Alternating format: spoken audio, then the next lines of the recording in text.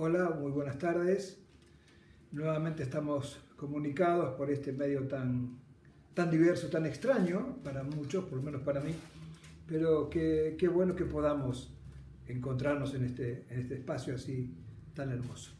Y doy gracias a Dios por este tiempo que podemos vivir, porque como les decía ayer, creo que Dios está hablándonos poderosamente a la iglesia en este tiempo.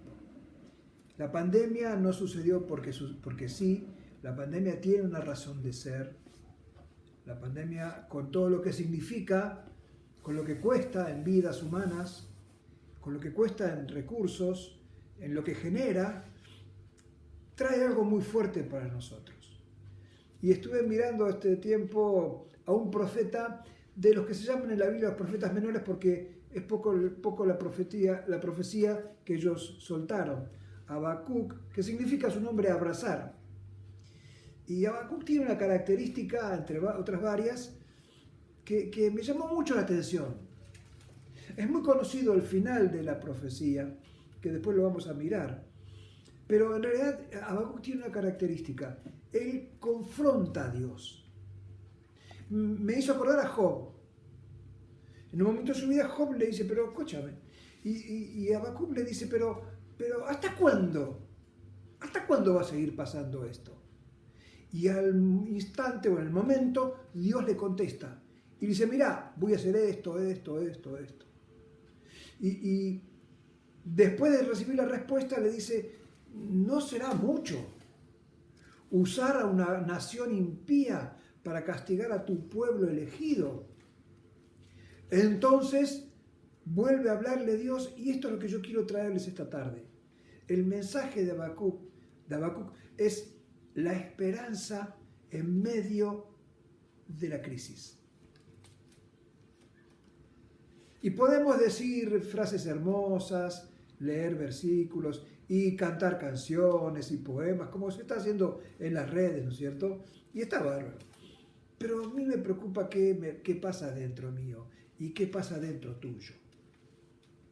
Porque no nos sirven, o no sirven para poco, las hermosas palabras. No sirve para poco, para pasar un buen rato, las reflexiones y los poemas y las canciones que escuchamos. Yo quiero invitarte a concentrarte como lo hizo Habacuc.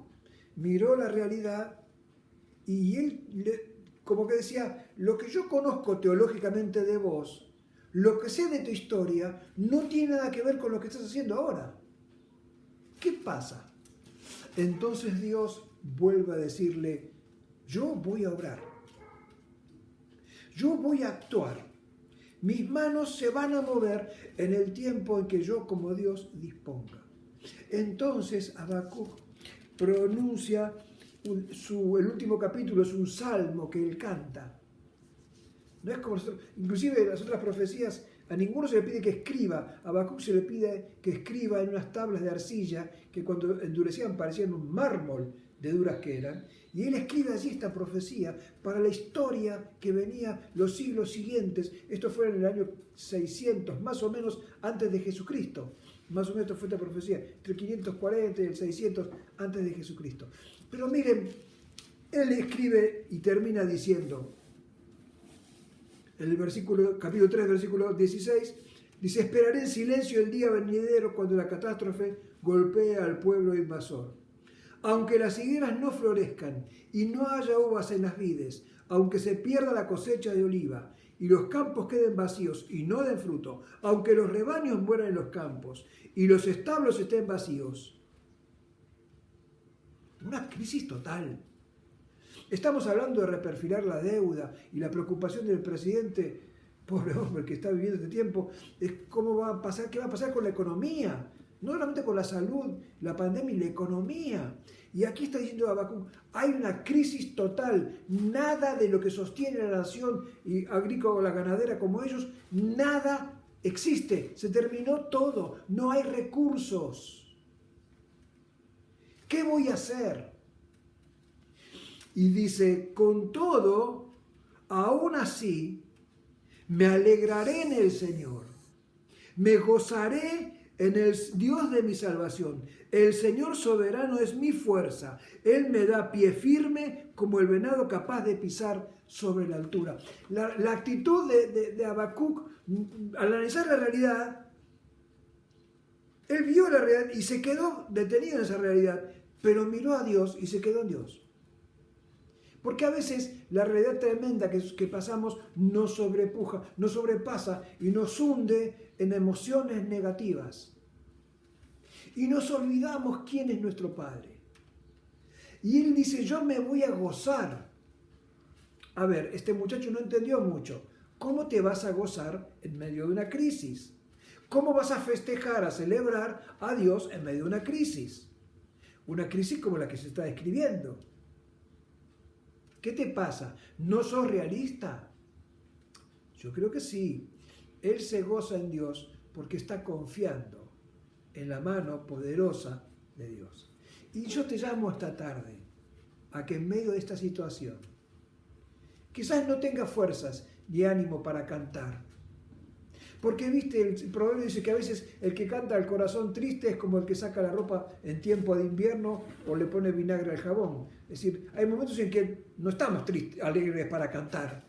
Es verdad, porque hay tiempo de tristeza. Pero que no se instale la tristeza en nuestra vida.